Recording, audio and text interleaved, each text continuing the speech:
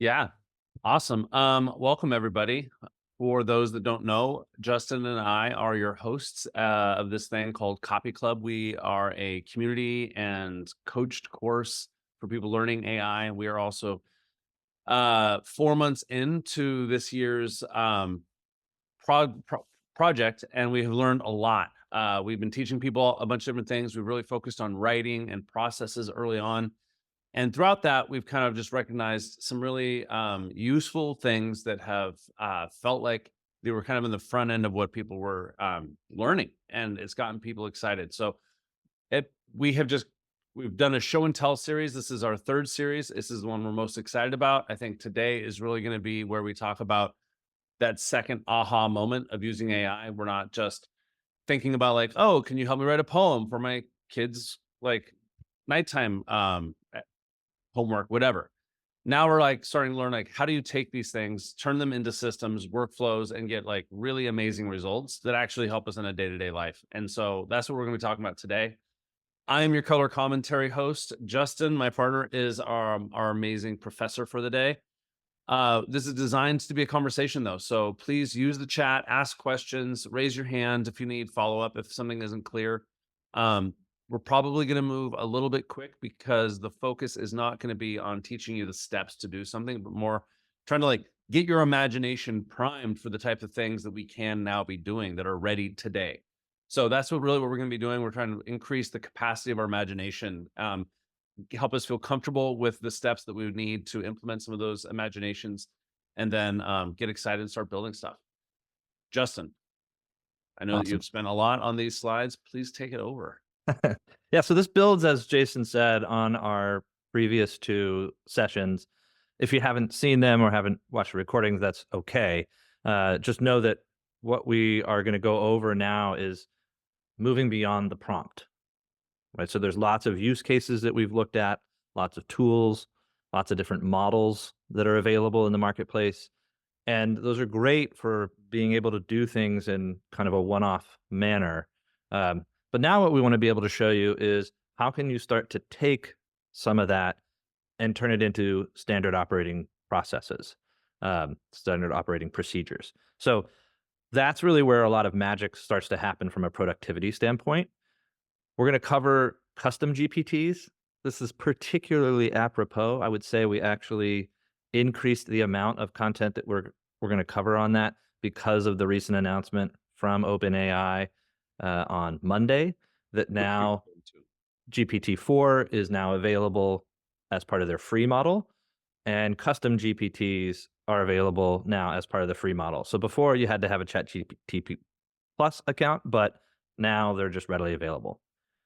Then we want to show you how you can start to build similar types of experiences, but in some other tools that allow you to use other models like Claude from Anthropic or Google's Gemini, um, and be able to recreate a lot of that GPT-like functionality. Then we're going to show you probably the coolest tool that we're going to show you today, which is Relevance AI. And this is where you really start to get into a lot of that automation. We'll show you a bit about how you make tools that essentially embed prompts in a sequence. Um, we'll show you how those can then be used on a data table. So if you want to start processing data in bulk using prompts. And then we're going to also talk about their experience of what they call an AI agent, which again is very much like a custom GPT type experience. And then finally, we're going to show you how the tools that you make in Relevance AI can actually be just a thing that you can call from other tools, in developer parlance and endpoint. But we'll try to make this all as friendly to everyone who's not a developer as possible. I'm not a developer, technically savvy, but not a developer. And as Jason said, really what we want to do today is we want to expand your imagination for like what is possible.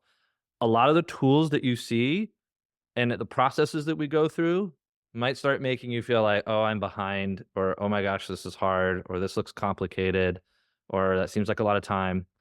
And I'll just encourage you to just allow the information to come in and don't be overwhelmed. I'll have Jason kind of share his experience. Um, the ideal scenario is that you feel like you have to go back and watch the recordings over and over again, and that the summary that we're going to give you in the end and the links that we're going to give you in the end become something that you can refer to. Also, this is exactly why we host Copy Club, where we have office hours and things like that.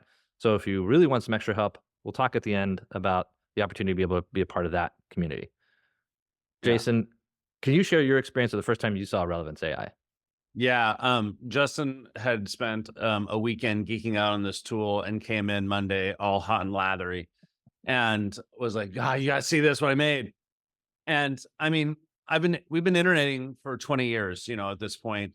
Justin and I have been friends for almost 25. And so there have been many times where he has figured out something that was a little bit on the frontier of what's possible and what I would understand. And as typical, he showed me relevance, and I kind of glazed over. A lot of it looked kind of like a bunch of boxes, looked kind of, I don't know, complicated. But I was capturing what he was doing though. And then later I went and used relevance and kind of had that like, oh shit, I get it now. Like these are just boxes where I put prompts and I'm stacking them together. So, and then I became like a huge fan of relevance and got the same lathery excitement that I saw Justin having. And I would imagine that for a lot of you, that is probably consistent for your future experience, that there are going to be things that feel really like, what? That sounds complicated. I don't really get it.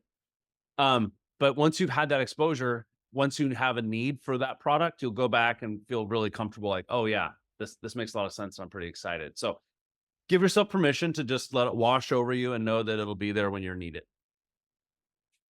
Let's start though with custom GPTs because this is definitely the more accessible next step after you've learned some prompting to start to build more productivity tools.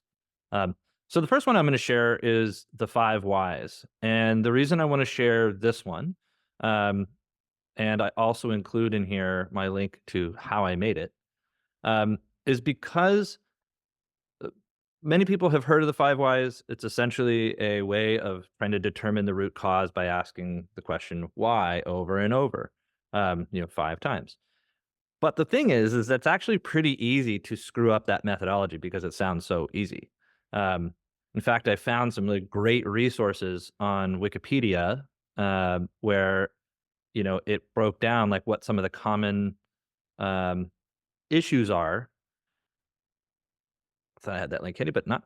But what the common issues are that people who run that process have. So what I did is I built some custom instructions to explain how to facilitate the 5 whys process, and then shared, hey, here's some of the things that people tend to screw up about this, so that as you would use the tool, then it will analyze your answers to see if you're doing any of these things that end up messing up the process as you do them. Um, so let me pop in and just show you if you haven't actually seen how a custom GPT is configured, and you'll understand a little bit more about what I mean by custom instructions. Um, so a custom GPT has when you go to create one, they typically start over here in the create tab. I think this is a fine way to get started. I never ever use the create tab because it is just terrible at actually creating really good custom instructions. Um, They're kind of like guardrail or training wheels. yeah, They can help you get there if you're not really ready to do a lot of the thinking yet. But once you have learned kind of how to prompt, you'll want to bring your own wisdom because you're going to have context that it doesn't have. yes. So if you remember some of the techniques that we talked about in the previous workshops, this is about being specific. You're not dealing with a senior, experienced person. You're dealing with someone fresh out of college. Smart, but inexperienced. So you have to spell everything out. Um, Here's a quick example of what that looks like. So, at the start of every thread, you should greet the user and ask them what problem they would like to solve or get to the bottom of. Then help them by asking the question why and wait for their response. You'll do this 5 times. Um, the answers to the fifth should reveal the root cause of the problem. Here's the example of the process. And so then I give it an example, right?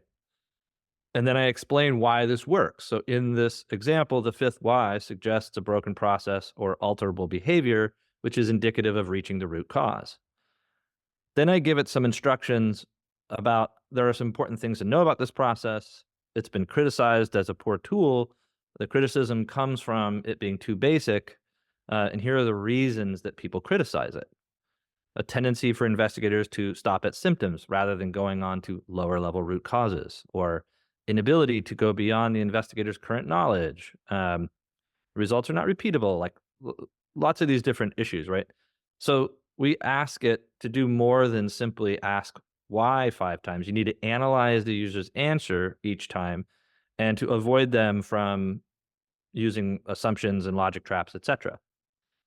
Another thing is there's the 5 in the 5 whys is a bit arbitrary, right? You might have only needed 3, or you might actually need 7. 5 isn't necessarily some magic number.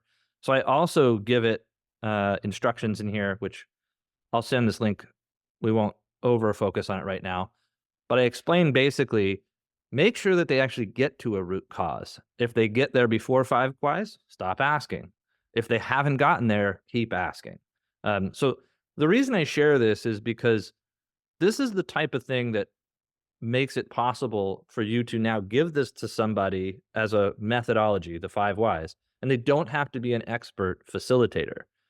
And even though all of this knowledge that I'm talking about is within the training data, right, of an LLM, LLMs are not designed yet to be able to go and access all their ways of all their knowledge and to be able to pull that forward and use that to facilitate a process.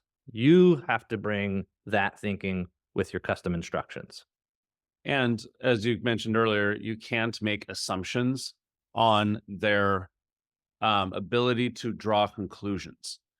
I think that's the big thing is you're not talking about, like Justin has said, this isn't a senior person who will automatically draw conclusions quickly and with confidence.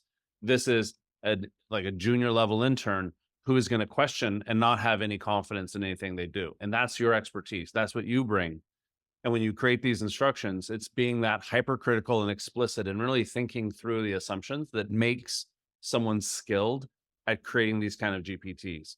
If you just said, run through the 5 why process and then slapped it's a 5 why custom GPT, it would technically be correct, but your results are going to get very, very, very different if you're going to be lazy or really exhaustive in the way you approach it. So the other thing you can do is you can attach knowledge, right? And so that could be spreadsheets, that could be PDFs. In this case, what I did is I included these examples of correct 5 why processes, right? And I gave it multiple examples for its knowledge. That way, not only did I give it the instructions, but I even showed it multiple examples of what correctly doing this process looks like. And so now you're going to get a much better result using this than if you just went to the plain old chat GPT and said, hey, help me do the 5 whys, right? Because it's not going to know how to think about facilitating that process. Okay. This is something that we will share with you so you can go and look at the custom instructions more deeply, ask questions later. But now I want to show you another use case to, again, sort of get your gears turning for what's possible. So this one is because a lot of people that we work with have personal branding as part of their goal set. If we're consultants, we're executives, we're founders, like we need to have a good personal brand to get the most out of our careers. And so one of the things that we coach people on is how to identify topics on LinkedIn, because LinkedIn obviously is one of the top business networks. It's the top business network. And if you go, I'll open this up. We'll hit edit. I created a document here. This document is all of the topics that LinkedIn has as part of its official lexicon. And So then rather than give people the link to the directory that has hundreds of pages of topics, what we do is we just grab all of those topics, put them into a file, upload it to a custom GPT, and then tell it some instructions on how to help me identify the topics that that are most relevant for me so that I use the exact same wording that they do on LinkedIn. And why is that? Well, because as I'm starting to come up with topics, I want to know that I'm picking things that are likely to pander to the LinkedIn algorithm, right? Um, so in this case, we give it some instructions on how you become a top voice. So if people want to know how do you become a top voice, plus it gives it the context that it needs in order to know, look up, ask a series of questions, and then look up the topics on LinkedIn that match this person. So you can imagine this type of use case could be any kind of data set that you might want to attach and then be able to interrogate a GPT to get information back on, what you want to know from the document without having to try to use search and hope that you use the exact phrase. It's much more friendly to be able to articulate what you're looking for out of information, and then have the LLM go and use it. Um, it's kind of similar to what you might hear people talk about retrieval augmented generation, or RAG. This is like the easy form of it. You just attach the documents that you want to be able to mine, and then set up some instructions for how to access it, save that as a GPT, and it's something you can go back to. I've used this, for example, in writing articles about how to do inventory management for optometry clinics. I don't know anything about managing inventory for optometry clinics, but there are a bunch of great resources online from people who do. And I was able to take all of that, attach those as documents to a GPT, and then I was able to ask it. I am smart enough to know things that I don't know about it. And so I was able to ask those types of questions and then get up to speed really quickly, like I had an optometry inventory expert sitting in front of me. So to create these, you should see over here in the sidebar. I have a bunch, so I have these, but you'll see this Explore GPTs. When you go there, you can go to either My GPTs if you want to look at yours, or you can click Create, just to make sure you know how to get there. Okay, I'm gonna skip these two for now. I might come back just to make sure that we get through all of our topics. Um, So we just showed you how to be able to create a custom GPT inside of OpenAI. And obviously that means you're going to be using OpenAI's models. But maybe you want to be able to use someone else's model like Claude, because Jason and I really prefer Claude's writing style compared to ChatGPT's. Um, so here's an example of one that I created inside of TypingMind. Um, TypingMind, if you were part of some of our previous sessions, this is a tool that you use as an AI chat interface that can work with the various underlying models. So if you want to work with ChatGPT, you want to work with Google Gemini, you want to work with Claude, you can use all of those. I will show you. Oh, sorry. Another really important one is that you can add custom models and you can work with local models. So if you set up, like, Meta has a really great local model, Llama 3. Um, you can set that up to run on your device using LM Studio, or if you know how to get into the command line, you can just do it directly. Um, and then the value of that is that if you're working with sensitive information, maybe you've got business information that you can't upload to one of the major frontier models, or you want to do some analysis of emails, or you have whatever sensitive information that you have, you can leverage TypingMind to be able to use a local stored uh, LLM And then that allows you to be able to use something like a custom GPT without a lot of the privacy concerns that come from sharing this kind of information over the internet and to a um, a corporation who you may or may not trust. I'll Uh, say that open source large language models sounds kind of complicated, and it currently is getting easier and easier all the time to accomplish what Justin just said. Um, in the near future, I think that's going to become far more expected to have access to local large language models, AI chatbots, where you have complete confidence in the trust of your interactions. I think, Apple is definitely going that direction and has signaled that they're going that direction on location or on device models. But there's also just the ability to do this yourself is powerful, because these tools are going to be part of our future, and really taking autonomy over what we share with which tools and knowing the difference of when to use different tools and which ones are safe is going to be part of the fluency that we all need to expand. This is part of what it means to be a person using tech in the next 20 years, is understanding what you're talking with and where that data is being stored. yeah. And I'm showing this example here of using TypingMind through the browser.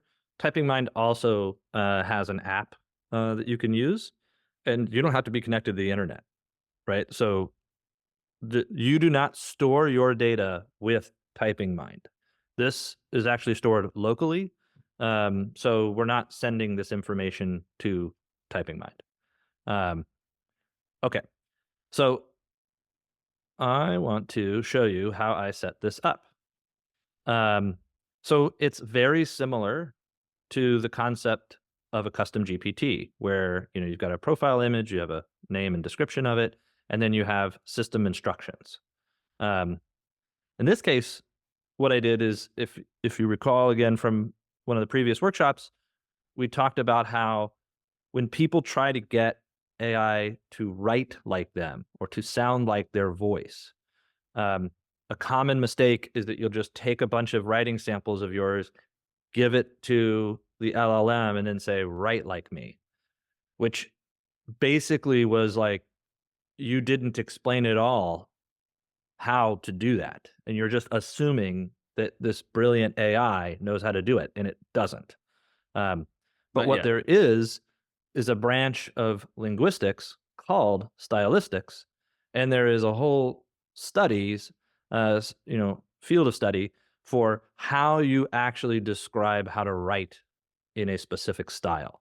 And that process is known as stylistic analysis. So this AI agent is all the custom instructions for how to think about processing your writing samples so that when it's done, it will come back with a way of concretely describing how your writing style works. Then you can give that to an LLM and say, write like me. And by write like me, I mean write like this.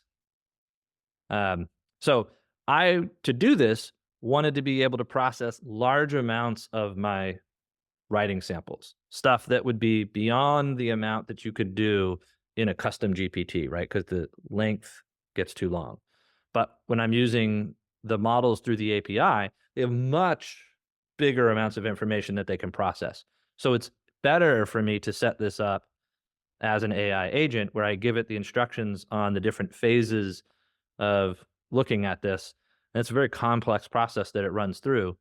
Um, and then I'm able to just use TypingMind to do that, to generate my stylistic analyst. Okay. Does anyone have questions on that? I mean, there was a lot of elements, Yeah, there was a both lot. from a technical AI and stylistic conversation. All right, Can moving on. you reiterate the difference between an AI agent and a custom GPT? Are they one and the same, or are they kind of different? So I'm glad you asked that because I actually wanted to point this out. The word AI agent gets used by different people to mean different things. Um, so a custom GPT is specifically the language of OpenAI, as they refer to a feature on their platform where you make these GPTs. Um, an AI agent generally among the developer community would mean that you have something like a Python script that's running and calling API access to a large language model and then pulling back that result, storing it in a database, and maybe even having two different ones talking to each other. So one sort of orchestrating a process and the other one's doing the tasks. Um, that's typically what people mean when they talk about AI agents. But then you have like Relevance, who has also got a custom GPT. Hold on, where is it? Style interface, and they call this an agent.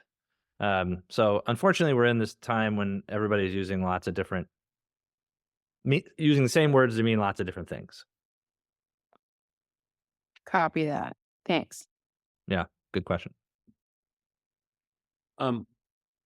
Like Copilot is another example. There's also like Copilot is a feature in some there's branding that use Copilot. Like there's a lot of people grabbing onto terms right now and people kind of using marketing and like just labeling, and there's kind of like a lot of fighting between who gets to use which words and how. Yeah. Okay. Let's get into Relevance AI. So Relevance AI, let me start us off here at this level. So there are a few core pieces to their platform. You can think about Relevance AI as something like a Zapier or a Make.com, but a little more specific to AI. And they have a bunch of really useful tools as part of their baseline set of templates that you can either use or you can modify. Um, and the tools are the part that we're going to talk about first. And I have to remind myself which ones. Oh, yes. So this is an example of a Relevance AI tool. This one's called Bio from a LinkedIn profile. And so in this case, you have the ability to attach knowledge.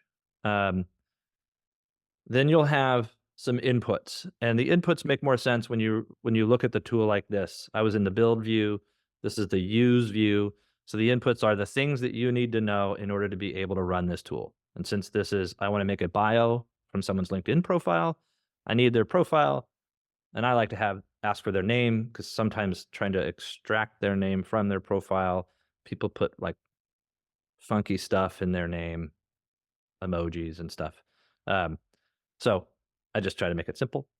I'll just run this tool first and let you see that essentially what's happening here is it's going to LinkedIn, grabbing Ethan Mollick's profile data, and then I run a prompt that says, turn this information into a bio.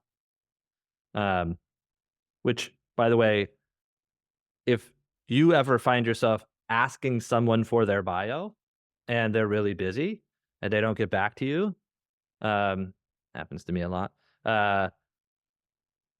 Stop asking. Go use a tool like this. Obviously somebody may have a preferred bio, so give them the chance to give that to you first. But if you are featuring somebody on your website or you're a speaker in your conference or whatever, no excuse not to be able to get a bio anymore. So the way the tool works is those two inputs that you just saw, the LinkedIn URL, the name, you can add more inputs. You might go, well, why would I want to do that? That'll come to you as we look at more and more of these.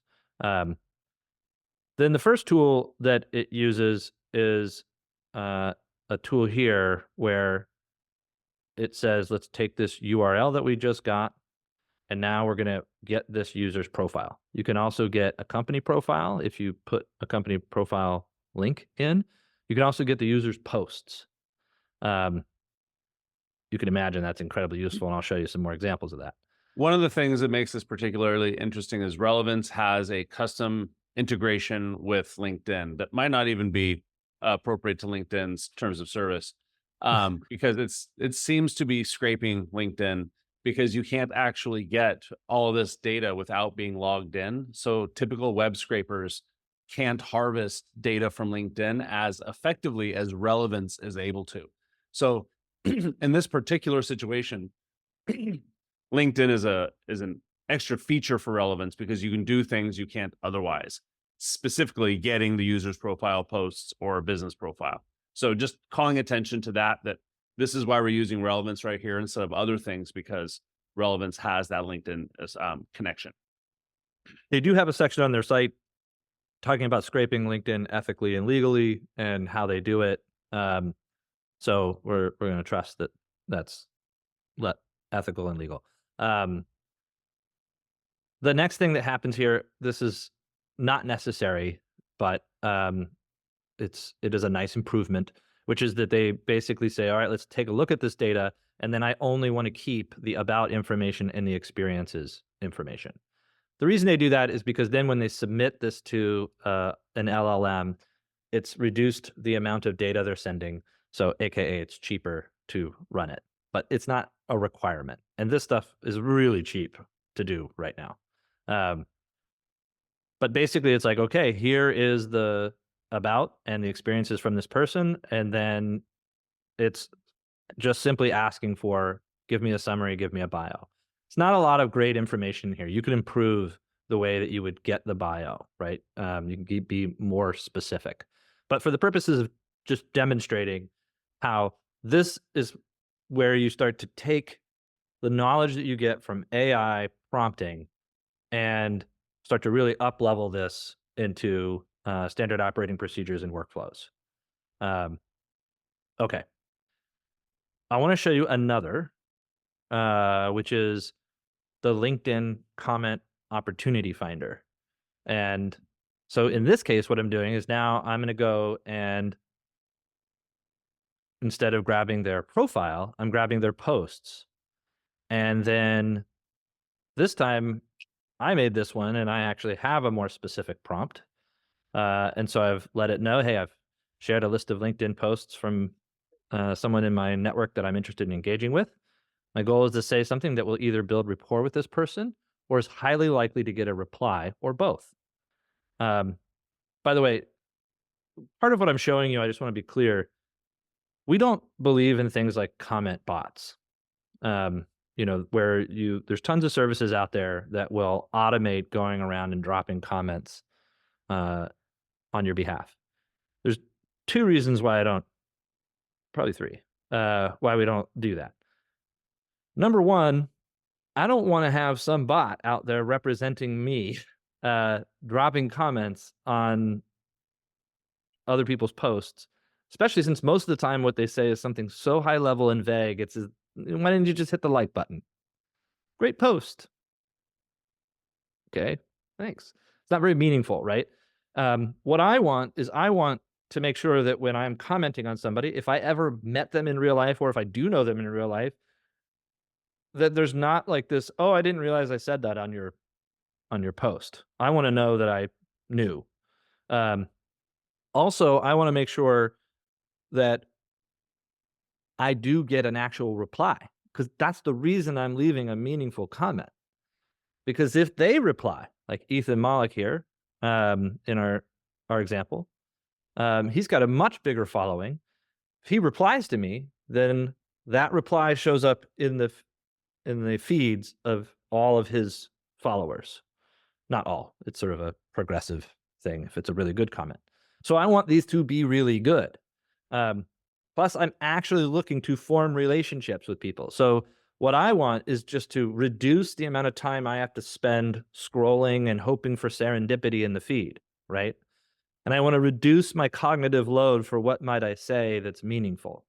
So that's what this is designed to do. So I tell it, here's the process. From a high level, the process is they analyze the posts, looking for comment opportunities. The key is to identify good opportunities and not just any opportunity. This is just from experience of doing this. I didn't start doing this. It was because I saw results coming back that I didn't like, um, which is that in addition to this person's posts, there's the posts that they share from other people. So I just gave it some instructions to be like, make sure this is not a shared post, but it's actually their post.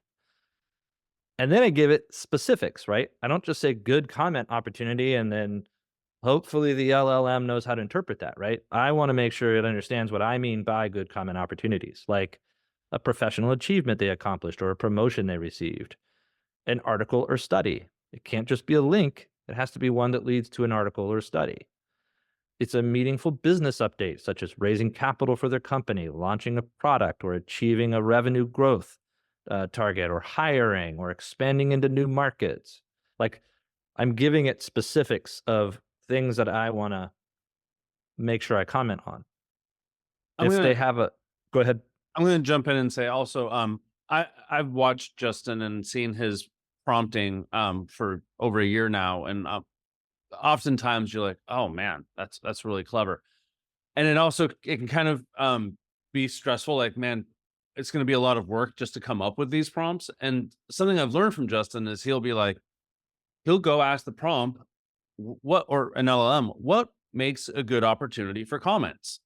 And then he'll get a whole bunch of results. And then he'll just quickly scan and curate from that into this prompt. So he'll be building a prompt and recognize he hasn't defined what a good comment opportunity is. And that is a great question on a different prompt for a different thread, gets a result and plugs that back in. So you don't necessarily have to be able to imagine all of this at once. It's more just being thorough in the steps of the person that this LLM does not know by default and can't make good assumptions on what is a good comment opportunity in this flow. Ironically, you can take it out, ask the same LLM, what is a good comment opportunity, and it'll give you a much more robust answer. So just currently, we have to break these steps into larger steps to build larger funnels and flows. That'll get easier as the LLMs get better. But for now, just recognize that there are these sometimes multiple steps to build a workflow. They're not hard. They don't take a long time. Just don't be lazy and you'll get better results. Yeah. Thank you, Jason, for pointing that out. In fact, some of this I actually found through Googling, because I was like, there's got to be somebody out there who wrote some thought piece about what are good opportunities to comment. And I found several and then kind of made the best of into my list. So great point. The most important skill is I just look for, like, where have I not been specific? And then how do I make sure I get specific? Okay. A lot of say don't waste. Was that a comment from somebody? Go ahead. No, I think we're good. Okay. So that's the LinkedIn Opportunity Finder. Let me just actually run it for you too, because that's a fun one. It was hold back, use, run. So part of what I asked it for is in the output, I wanted to see what was the reason that it was a good comment opportunity, what was type, what was the reasoning, and what was the link. That way I can have that context for understanding why it suggested it. A lot of times I ask it to explain why it's giving me the recommendations that it is, so I can evaluate, right? Because that's the human in the loop is what really makes AI sing. I believe that's going to be forever. Philosophical discussion we'll have later. So here, just to kind of show you, here the author is sharing a professional achievement about being profiled in the Wall Street Journal. Here it is. Yep, that seems like a good thing to comment on. Congrats. Read your book. Another one on thought leadership. Here, the author is sharing their thoughts on the future of AI and its implementation in organizations. Here's the content. So You can I'm gonna also just, imagine. Justin, I'm gonna jump in here and interrupt. I apologize, but Yeah. we're at 43 minutes after, so I think we actually have quite a bit to cover, and I want us to make sure that we hit some of the larger points, then go into too much detail. Thank you, sir. Appreciate the good eye on the clock. Okay, so the next thing I want to show you is this idea of data in here, because it's one thing to go and check an individual person for a comment opportunity. It's another thing to be like, I have a whole long list of people who I'm trying to monitor, and now how do I do that efficiently? And in fact, this first example I'm going to show you is for cold outbound sales, right? So now I want to be able to personalize my message to somebody who's a prospect, um, and I want to do it in a non-cringy way. So I use Jen Allen Newth's formulas 'cause she is a badass at how to do sales properly. Um, but one thing I learned, which is the first thing I'll show you because limited time, is sometimes I pulled this list from Apollo. In fact, Drew, one of the other members, pulled it for me for people who met my stuff. By the way, the information I'm showing here is all corporate. I hid all of the personal ones, so I'm not revealing anybody's PII. And what the first thing I realized is that sometimes the information you get out of Apollo isn't up to date, right? We don't know if this person still has a job. So I created this thing called LinkedIn Job Status Checker, which goes and pulls their posts and then looks for whether or not they've said anything recently that indicates that they're no longer at that job. Because people aren't always the best at like updating their start and stop employment and whatnot, but they're pretty good about sharing things in their feed. So the way this works is you can just add a column that's one of your tools. You can pick from your tools which one you want to do. I already did that. This one's the LinkedIn Job Status Checker. It knows because when I set it up to get the inputs that it needed. Like here's where their name is in the column, and here's where their LinkedIn profile is. And then you can hit run, and it'll run on all of these, which I'm not going to do because we'll sit here for a while. And then I've told it to format the output as either has job or does not have job. Then I can decide, because of that, to run my more complicated, expensive prompt, which is the one that actually does the formula that uses the information in their posts and information about me to create a personalized outreach message. But I don't want to run that and spend the money if this person's not even at that job anymore. So I run that tool. And then I can add my other tool here, and that's how I can start cranking through. You can also start to do things like automatically have that send you an email with that thing. So you just got to forward it. So there's lots of little automation steps that are available there with data. The next one I'm going to show you is the one on using that LinkedIn tool, but now to go a little further. So here I can start having a list of people who I want to monitor. Maybe my list is hundreds of people long because I'm really trying to build my network. So I don't want to sit there and go use a tool for each individual person. I want to have a database and have it run in bulk. So one of the first things I do, just like the idea of checking to see if they have a job, I check to see if they have written a post since the last time I checked. Now I'm going to get a little nerdy, but I want, again, for you to have this context, and you might rewatch the video to absorb it all. But every time you pull from LinkedIn and you pull the posts, you get charged credits by Relevance AI. So one thing I figured out is I just make a LinkedIn post puller that then dumps the results into a column. And then the other tools that I need to use then use that output. So each time I need to be able to analyze the posts, I don't have to pull the posts every time. I just pulled them once. They got pulled here. And then I can run my evaluator post to see, has Ethan posted since I last checked? And then when that population answer comes back, then that goes in here. Then I can start to use another tool for that LinkedIn comment opportunity finder, which I choose to only conditionally run if this answer is yes. So that way, again, I'm not spending money on running prompts that aren't necessary because they didn't have anything new. So I'm just sharing a little bit of the how you can start getting efficiencies and cost as you get further along and start building these things. I'll also say that that's some of these tools are kind of complicated and they are building on each other.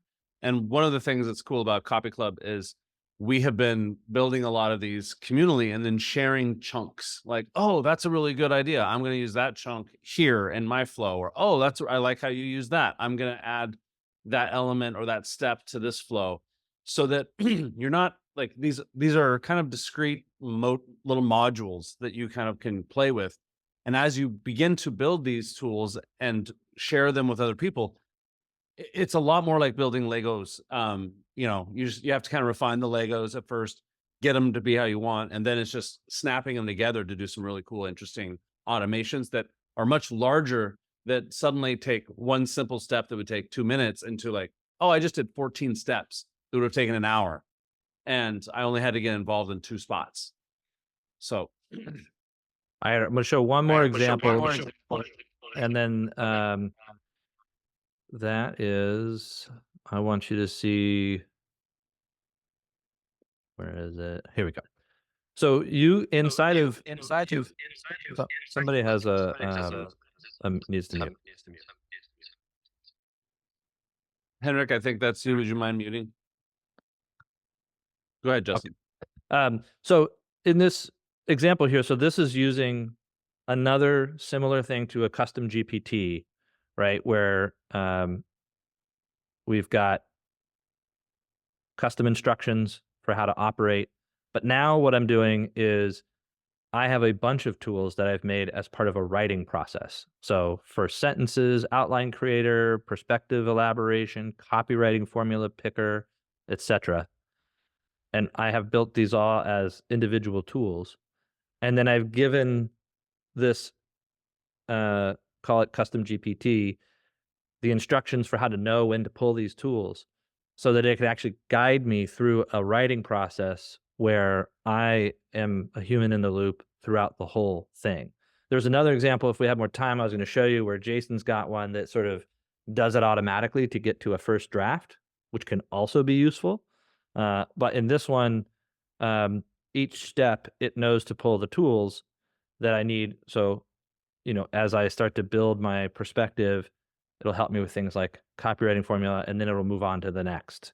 But this is a great way to be able to, let's say you're a salesperson and you're regularly having to look up some details about people and you want to get prepped for a call. You could have a set of things, grab their bio, do some research on their company, summarize their products, whatever you need to do to kind of get up to speed. You could have a set of tools inside of an experience like this that really starts to up level the productivity that you get from these tools.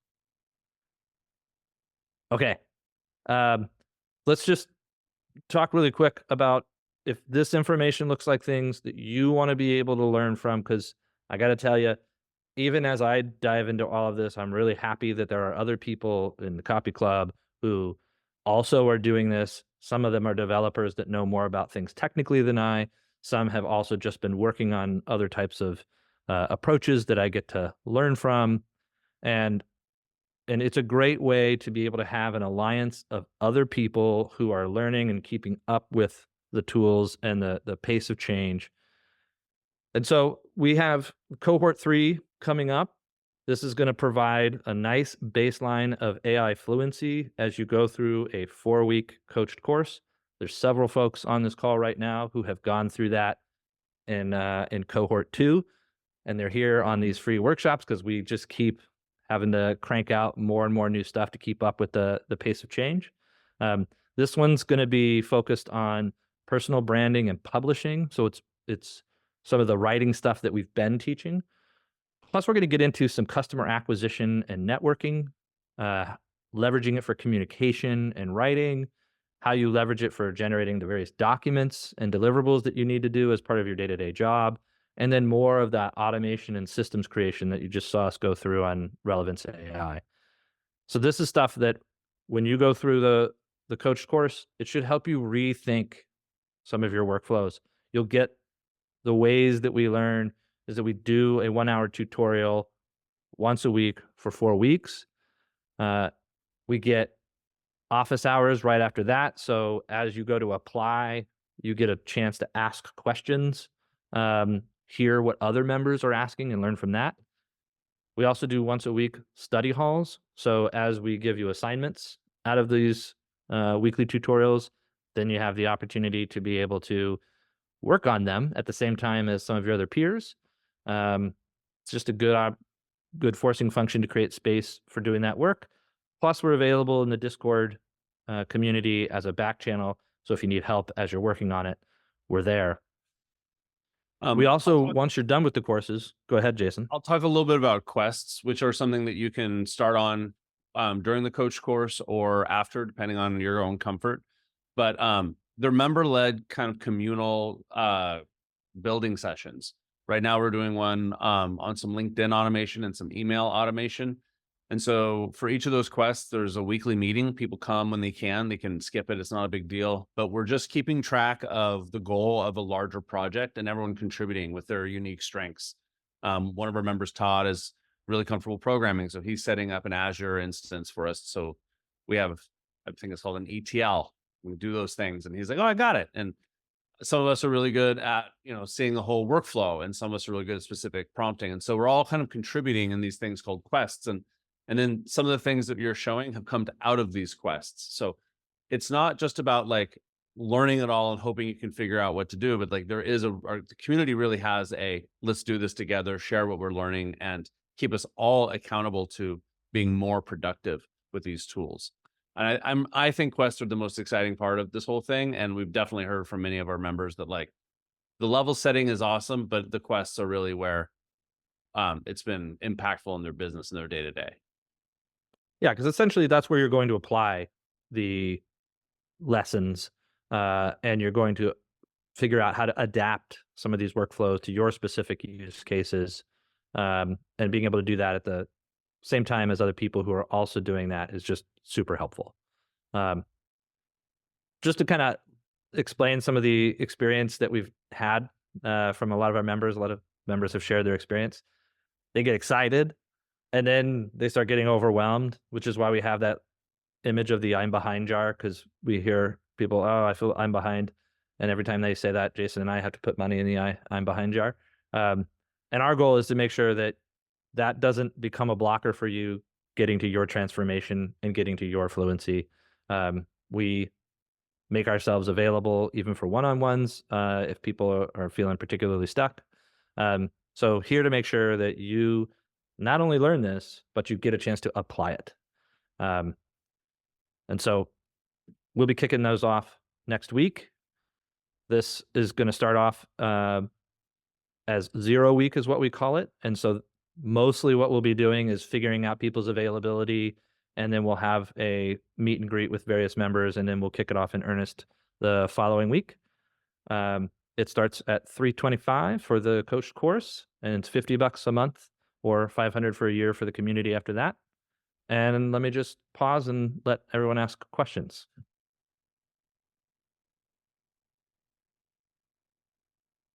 Michelle, I'll answer yours. You said what is this cohort focusing on? In the first 2 cohorts, we really focused a lot on writing, specifically because it's kind of an easy thing to recognize the transformation in. And so we use writing a lot to kind of showcase how you will build workflows you already know, and how to expand on those. But it's not just about publishing. It's really about creating a baseline set of fluency across those 5 bullet points that we have there. That's really what the whole cohort will be, is like, how do you feel comfortable, how to get you to feel comfortable, at least being aware of those things, so that then you can kind of start your own quests on what does it look like to apply and get started on integrating these tools into your day to day. Jason and Justin, can you explain a little bit more about what the course covers and maybe like how it's similar or different from how these 3 webinars have been or what we've talked about in them? Yeah, Justin, do you want to speak to that? Yeah, I mean, essentially, it's call it going deeper on a lot of these topics. So getting more into some of the step by step. Um, we have a compendium, is what we call it, nerd term. That is essentially a Notion workspace where we have tons of prompts, recordings from previous sessions. So we just go more in depth on how to point people to some of those additional resources, and then have the office hours, study hall. So as we're doing assignments together, um, this is a little bit more. The last 3 have been a little bit more like lean back, and we're just sharing a lot of information, and it's more participatory and action oriented. Plus we're trying to like guide you to specific um, insights. Yeah. Also, this has been, pretty high level across several things. So there will be some of this, the next 4 weeks should feel like, like if this was a 101, the next 4 weeks should feel like a 201, 301 type class where there will be some overlap, but we will go much deeper. And then again, like it's really just opening up the integrations and getting you into the quests where these things move out of the theoretical and into the practical. Good questions. John, I saw your question here about exact days and times. So what we do is we survey the people who sign up as part of 0 week to figure out the best availability. We did not do that the first cohort, and we chose bad times and had to figure that out with low turnout. Um, in the second one, we actually were able to survey the members, set the times for tutorial, office hours, and study hall so that they worked best for everyone. So that's how we'll set it.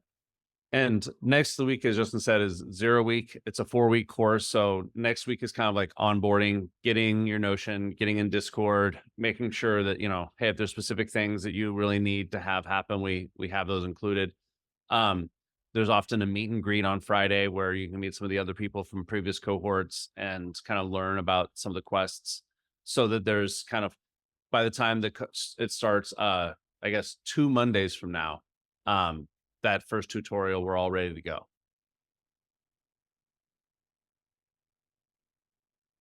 I recognize we're at time. Happy to stay on for another couple of minutes if anyone needs to drop. Want to be respectful of everyone's time, and thank you all for showing up today.